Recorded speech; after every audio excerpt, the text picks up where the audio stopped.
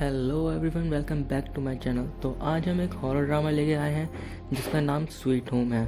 इस ड्रामा में हम देखेंगे कि कैसे पूरी दुनिया में सभी लोग मॉन्स्टर में बदल जाते हैं और एक टीनेजर लड़का और उसके कुछ पड़ोसी कैसे उन मॉन्स्टर्स का सामना करते हैं। अगर आपको हॉरर ड्रामा पसंद है तो इसे देखने में बड़ा मज़ा आने वाला है, और जो चैनल पर नए हैं वो जल्दी से चैनल को सब्सक्राइब कर लें। तो चलिए स्टार्ट करते हैं। स्टार्टिंग में हमें 9 सितंबर 2020 का टाइम दिखाया जाता है, जहां भारी बर्फबारी हो रही है और मिलिट्री के लोग हमला करने के लिए तैयारी कर रहे हैं। तभी हम एक अपार्टमेंट से एक लड़के को निकलते देखते हैं। वो घायल भी होता है और वहीं हम कुछ मॉन्स्टर को भी देखते हैं। मिलिट्री वाले उसे देखते हैं और आगे बढ़ने के लिए मना करते हैं, लेकिन वो नहीं रुकता और आगे बढ़ता है। फिर मिलिट्री वाले उस पर गोलियां चला देते हैं।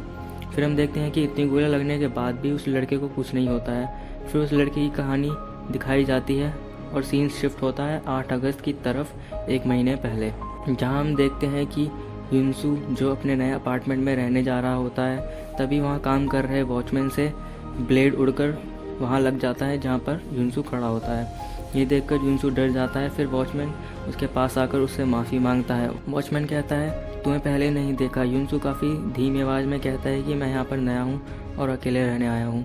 सीन कट होता है और युनसू अपने रूम में अकेले बैठा होता है और सोचता है कि मैं मर जाता हूँ, और टेरेस की तरफ जाता है। अगले सीन में हम देखते हैं कि अपार्टमेंट के वॉचमैन को मैनेजर डांट रहा होता है। उसके जाने के बाद उसके पास एक औरत आती है जो उसे सहानुभूति दिखाती है और उसे फ़िश खाने के लिए देती है। वॉचमैन बॉक्स खोलता है और देखता है सारी मछलियाँ सड़ी होती हैं। तभी उसकी नाक से खून भी आने लगता है। सीन कट होकर फिर से युनसू की तरफ आता है जो टेरेस से कूदने ही वाला होता है। तभी वो पीछे मुड़कर यून्यू को देखता है जो बहुत अच्छा बैले डांस कर रही होती है। तभी उसके पैर में च्युइंगम लग जाती है और वो उसे हटाने लगती है और युनसू से पूछती है कि ये च्युइंगम तुमने फेंकी है।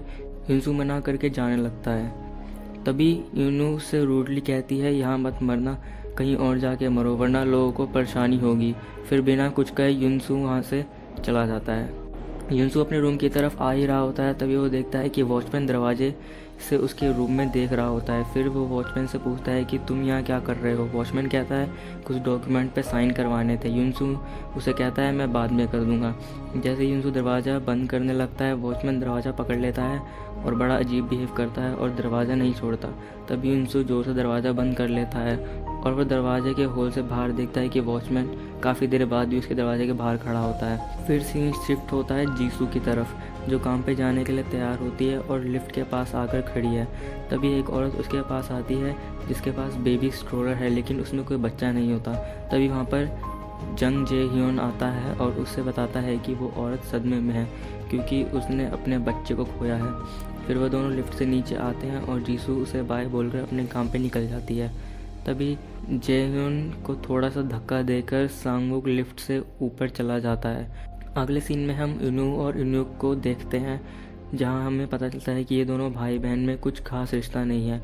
अगले सीन में सांगुक को अपने रूम में दिखाते हैं जहां पर उसने एक आदमी को पकड़ रखा होता है और उसे टॉर्चर कर रहा होता है। फिर हम देखते हैं युनसू को किसी गेम के लिए टेस्टर चुना होता है और उसे 25 अगस्त को बुलाया जाता है। उस डेट को देखते हुए युनसू सोचने लगता है कि ये डेट तो वही है जिस दिन मैं सुसाइड करने वाला हूँ। तभी उसे बगल वाले रूम से एक लड़की की आवाज़ सुनाई देती है जो अपनी बिल्ली पर चिल्ला रही होती है और बोल रही होती है कि मैं भूख से मरी जा रही हूँ, और उसे कॉल आती है और कॉल कट होने के बाद वो रोने लगती है। उसके नाक से भी खून आने लगता है और ये सब युनसू भी सुन रहा होता है। उसके बाद युनसू जब सो रहा होता है, उसके फ़ोन पर मैसेज आता है कि तुम्हारा पार्सल तुम्हारे दरवाजे पर रख दिया गया है।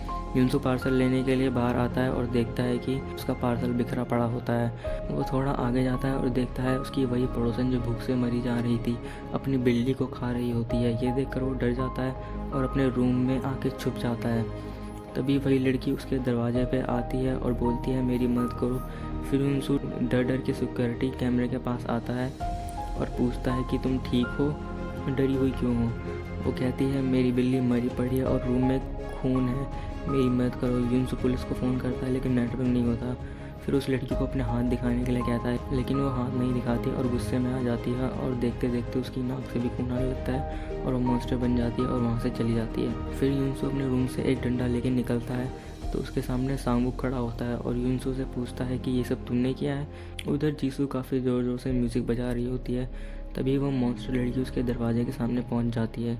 जीसू दरवाजे की तरफ आती है और उस मॉन्स्टर के चेहरे को देखकर पूछती है तुम्हारे चेहरे को क्या हुआ है। वो मॉन्स्टर ज़ोर ज़ोर से दरवाज़ा पीटने लगती है, फिर अचानक से चली जाती है। फिर जीसू एक बैट लेकर दरवाजे की तरफ आती है। तभी सिक्योरिटी कैमरे में सांगवुक का जला चेहरा दिखता है और वो डर के नीचे गिर जाती है। तभी यून्यूक नीचे जा रहा होता है और देखता है कि लिफ्ट काम नहीं कर रही है। तभी वो सीढ़ियों से नीचे चला जाता है। उधर जीसू सांगवुक को सारी बात बताती है और वो देखते हैं कि वो मॉन्स्टर लड़की खिड़की से नीचे कूद जाती है। तभी हम देखते हैं सभी लोग बेसमेंट में आते हैं। सारे गेट बंद होने की वजह से सभी परेशान हैं। तभी वहाँ पर ये क्यों आती है जो फायर फाइटर होती है। वो यून्यूक से बात करती है कि फ़ोन में नेटवर्क भी नहीं है और सारे गेट भी बंद है। तभी यून्यूक सिक्योरिटी रूम का लॉक तोड़ देता है और यूकिंग फ़ोन लगाती है लेकिन नेटवर्क नहीं होता। तभी वहाँ काम करने वाले एक खड़ूस अंकल को गेट का स्विच मिल जाता है और वो सभी से कहता है कि मैं गेट खोलने वाला हूँ और सब गेट के सामने खड़े हो जाते हैं। तभी सब देखते हैं कि बाहर एक अजीब सा आदमी खड़ा होता है। वो मॉन्स्टर होता है। वो अंदर आ जाता है और एक आदमी को मार देता है। सभी लोग डर जाते हैं। वो और लोगों को मारने ही वाला होता है। तभी यून्यूक फायर एक्सटिंग्विशर लेकर आता है और उस मॉन्स्टर को गेट के बाहर धकेलने लगता है। मॉन्स्टर बाहर जा ही रहा होता है तभी फायर एक्सटिंग्विशर ख़त्म हो जाता है। वो मॉन्स्टर फिर अंदर आने लगता है। ये किंग ये देखती है और मॉन्स्टर को लेकर गेट के बाहर निकल जाती है और गेट बंद होने वाला होता है। तभी यून्यूक जैसे तैसे ये किंग को अंदर खींच लेता है। तभी सब लोग बाहर देखते हैं, बहुत सारे मॉन्स्टर हैं। ये किंग बोलती है ये सब क्या हो रहा है। यून्यूक बोलता है कि शायद दुनिया ख़त्म होने वाली है। तभी सीन युनसू की तरफ शिफ्ट होता है और वो बाहर से सारी तबाही देख रहा होता है। तभी उसकी नाक से भी खून निकलने लगता है और एपिसोड 1 यहीं ख़त्म हो जाता है। क्या युनसू भी मॉन्स्टर बन जाएगा और क्या बिल्डिंग में फंसे लोग अपने आप को मॉन्स्टर से बचा पाएंगे, ये सब जानने के लिए चैनल को सब्सक्राइब कर लें। और आपको ये ड्रामा कैसा लगा कमेंट करके ज़रूर बताना। और उसके एपिसोड 2 देखना है तो कमेंट में बताना ताकि मैं एपिसोड 2 जल्दी डाल सकूं। फिर मिलते हैं नई वीडियो में, तब तक के लिए बाय।